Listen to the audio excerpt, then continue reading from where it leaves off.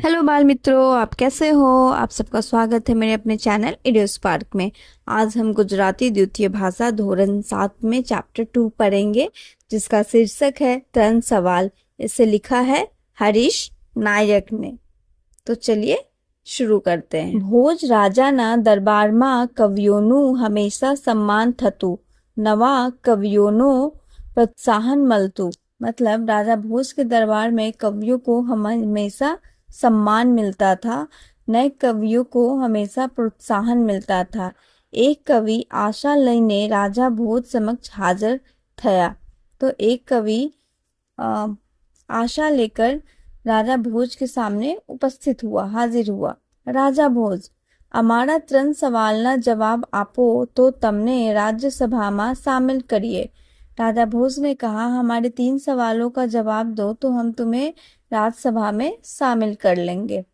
आ लायकात अने परीक्षानो प्रश्न हतो। तो यह आपकी योग्यता और परीक्षा का प्रश्न है।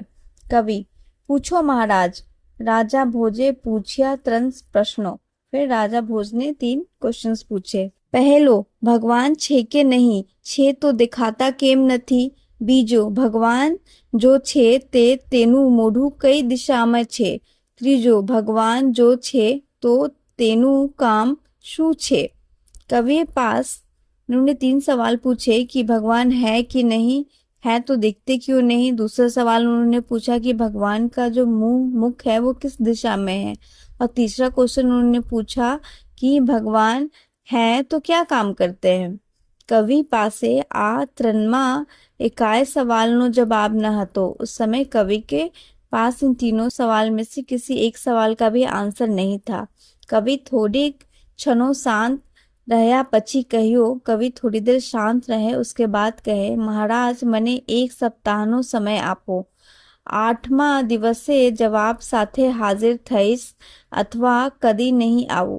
उन्होंने बोला कि मुझे 1 हफ्ते का टाइम दीजिए महाराज, मैं 8वें दिन आंसर के साथ आऊंगा, नहीं तो कभी नहीं आऊंगा। 8मा દિવસે कवि રાજસભામાં हाजिर થયા, પણ પોતાની નાની સરખી દીકરી સાથે। तो 8वें दिन अब क्या हुआ, कवि राज्यसभा में हाजिर हुए, लेकिन अपनी छोटी सी बेटी के साथ। राजा भोजे कहियो, जवाब आपो कविराज। राजा भोज ने कहा कि जवाब दीजिए कविराज। कवि कहे, जवाब आप मारी दीकरी आपसे। तो कवि ने कहा कि जवाब मेरी बेटी देगी। राजा कहे, आवडी नानकड़ी बाला। दीकरी बोली उठी, महाराज ज्ञान उमर ऊपर थी पारखी सकतू नहीं। आप प्रश्न पूछो। जैसे राजा ने बोला इतनी छोटी बच्ची, तो बच्ची ने बोला, महाराज ज्ञान को उम्र से नहीं परखा जा सकता है, आप प्रश्न पूछिए। महाराजे प्रश्न पूछियो। महाराज ने प्रश्न पूछा, भगवान छे के नहीं, छे तो दिखा तो केम नथी। यानी भगवान है कि नहीं, और है तो दिखते क्यों नहीं। कवि बाला, महाराज दूध भरेलू वासन मंगावशो। महाराज जवाब आपोनो छे, जवाब आप बालिके दूधनी सी जरूर। तो कवि बाला ने कहा कि महाराज आप दूध से भरा हुआ बर्तन मंगाइए। महाराज बोले कि आंसर दो, दूध की क्या जरूरत है। कवि बाला, कदाय दूध में जवाब समायो हसे, दूध मंगाओ। उन्होंने बोला शायद दूध में ही इसका आंसर छिपा है, आप दूध मंगाइए। दूध हाजिर थयो। छोकरीए पूछियो, महाराज आ दूध में माखन छे खरू। बच्ची ने पूछा कि महाराज इस दूध में माखन है सही। महाराज ज नहीं। રાજસભા આખી અસ્તબ્ધ થઈ ગઈ। સવાલ સામે સવાલ હતો, રાજસભા માટે જવાબ ફરજિયાત હતો। महाराज ज नहीं। રાજસભા આખી અસ્તબ્ધ થઈ ગઈ। સવાલ સામે સવાલ હતો, રાજસભા માટે જવાब फरीजात હતો। मतलब अब क्या हुआ कि सारा जो राज्यसभा था यह सुनकर क्या हो गया, स्तब्ध हो गया। सवाल के सामने सवाल था, राज्यसभा के लिए जवाब अनिवार्य था। महाराज हाँ, दूध में माखन तो होय ज ने, माखन दूध माथी ज बने छे। तो महाराज ने बोला कि हाँ, माखन तो दूध में होगा ना, दूध से ही तो माखन बनता है। तो कवि बाला, महाराज आप कहो छे कि दूध में माखन छे तो काढ़ीने बतावो जोईए। महाराज पाछा शांत थई गया, विचारवा लाग गया। उसके बाद कवि बाला ने कहा, महाराज आप कहते हैं कि दूध में मक्खन है, तो उसे निकाल कर दिखाइए। महाराज उसके बाद शांत हो गए और सोचने लगे। कवि बाला, महाराज जेम दूधમાં માખણ છે છતાં દેખાતું નથી તેવું जब ભગવાનનું છે।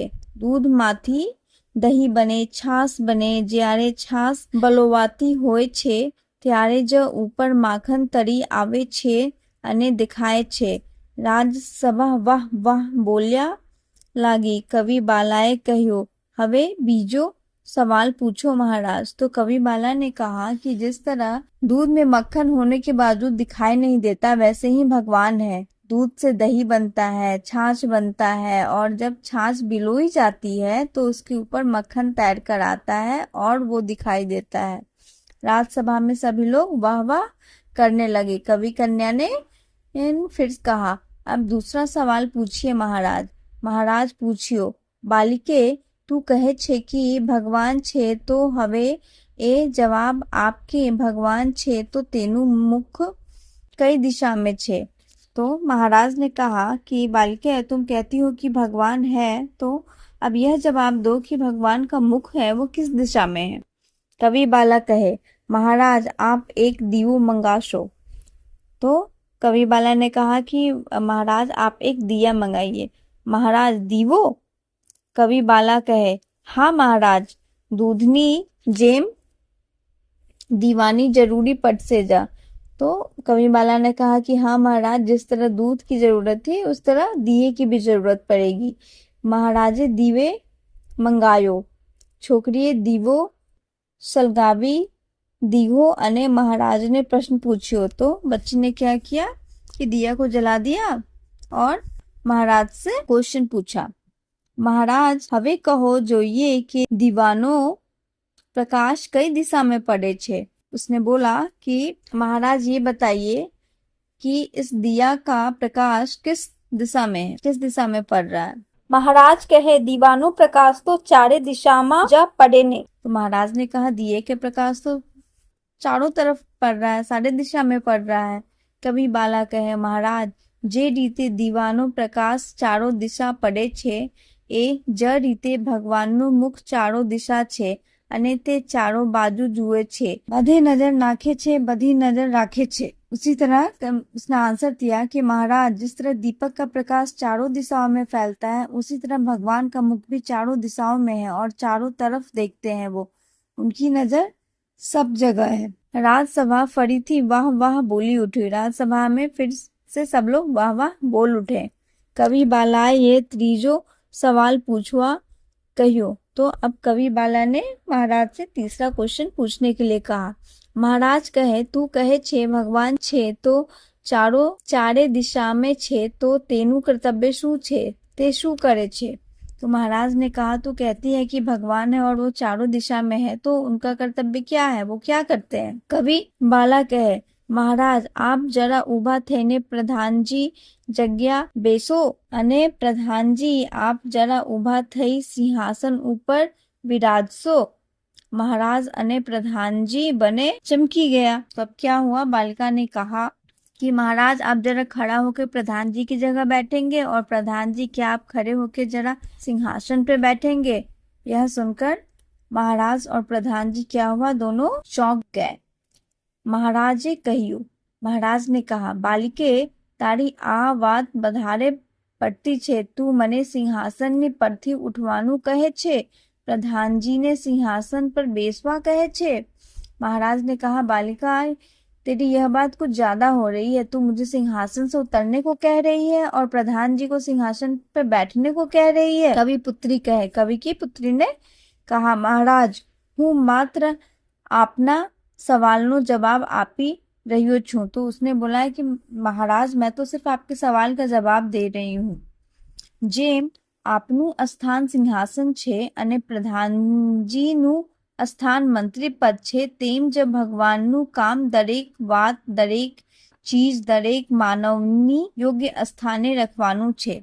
उसने बोला कि जिस तरह आपका पद सिंहासन है, प्रधान जी का मंत्री पद है, वैसे ही भगवान का काम हर बात, हर चीज और हर इंसान को सही स्थान पे रखना है। फिर उसने देखो आगे क्या कहा, कितनी चतुराई से आंसर दिया उसने। जेम रांग सिंहासन पर विराज सके तो सियालनी रीते गोठवाए छे, उनालो पोताना स्थाने छे, चो मासनु स्थान नकी छे, मात्र मानवी जीव जंतु पशु पक्षी के वनराज જ નહીં ભગવાનનું કામ સૂર્ય ચંદ્ર તારા आकाश ने पन योग्य स्थान गोठवायो रखवानु छे। तो उसने आंसर किया कि जैसे राजा सिंहासन पर शोभा देते हैं वैसे ही सर्दी का हिसाब रखना, गर्मी अपने स्थान पे आना, मॉनसून का समय निश्चित है।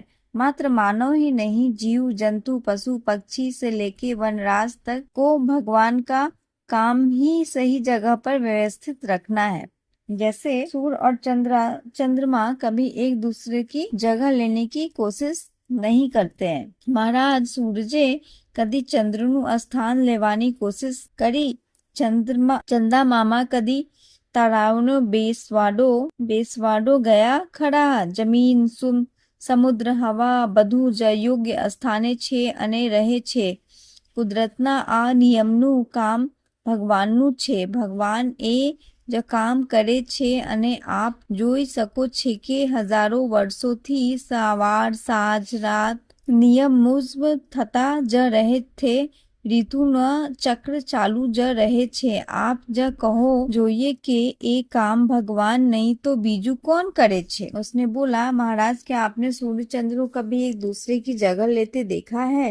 क्या चांद तारों को कभी हटाया है? जमीन समुद्र हवा सब अपनी जगह पे रहते हैं। प्रकृति इस नियम का काम भगवान का ही है कि कैसे कब क्या आना है। भगवान यही काम करते हैं और देखते हैं कि हजारों सालों से सुबह शाम रात सब नियम अनुसार चलते हैं। ऋतु भी अपने नियम अनुसार चलता है। आप ही बताइए यदि यह काम भगवान का नहीं है तो दूसरा कौन कर सकता है। राजा भोजे कहियो शाबाश दीकरी शाबाश। राजा भोज ने कहा शाबाश बेटी शाबाश। ते जे जवाबो आप्या छे तो बराबर छे। जो तुमने जवाब दिया वो एकदम सही है। हूँ तारा पिताजी ने राज्यसभा में शामिल करो छू। मैं तुम्हारे पिताजी को राज्यसभा में शामिल करता हूँ। कवि कहे। कवि ने बोला महाराज राज्यसभा में मारी दीकरी ये शामिल कर्यो केम के आ त्रणे सवालना जवाब मने तो आवता ज न था। हूँ मुंझाए त्यारे दीकरीए जे कहियो ए के जवाब भरी सभा में हूँ आपिश। तो कवि ने बोला कि महाराज इस राज्यसभा में मेरी बेटी को भी शामिल कीजिए क्योंकि मुझे तो इन क्वेश्चंस का आंसर आता नहीं था। जब मैं कंफ्यूज था, मैं जब सोच रहा था तब मेरी बेटी ने बोला कि इन क्वेश्चंस का आंसर राज्यसभा में मैं दूंगी। राजा भोज कहे तमारी दीकरी कहे छे तेम छे कि तेम ज्ञान ने उमर साथे लेवा देवा नथी तेम તમારી સાથે દીકરીને પણ હું રાજ્યસભામાં સામેલ કરું છું। રાજ્યસભા બંનેનું સ્વાગત કરે છે। तो राजा भोज ने कहा कि तुम्हारी बेटी कहती है कि वैसे ज्ञान का उम्र के साथ कोई लेना देना नहीं है। तुम्हारी बेटी के साथ मैं तुम्हें राज्यसभा में शामिल करता हूँ। राज्यसभा दोनों का स्वागत करती है। इसी के साथ ये बहुत अच्छी स्टोरी बच्चों खत्म हुई। नीचे कुछ शब्दार्थ दिए हैं जिन्हें आप जरूर ही याद कीजिएगा। स्तब्ध का मतलब होता है आश्चर्यचकित हो जाना, समक्ष नजर सामने प्रत्यक्ष रूबरू। प्रोत्साहन का मतलब होता है उत्साह, अपवानी क्रिया, उत्तेजन आपू, सम्मान सत्कार। ज्ञान का मतलब होता है समझन, बुद्धि, समझ शक्ति। कर्तव्य का मतलब होता है करस, करवा योग्य। नियमना का मतलब होता है काबू में राखू, व्यवस्थित करू। लायकात का मतलब होता है योग्यता और परीक्षा का मतलब होता है कसौटी। नेक्स्ट वीडियो में हम इसका क्वेश्चन आंसर देखेंगे। यदि ये आपको वीडियो समझ में आई, अच्छी लगे तो लाइक और सब्सक्राइब करना ना भूलिएगा। देखने के लिए धन्यवाद।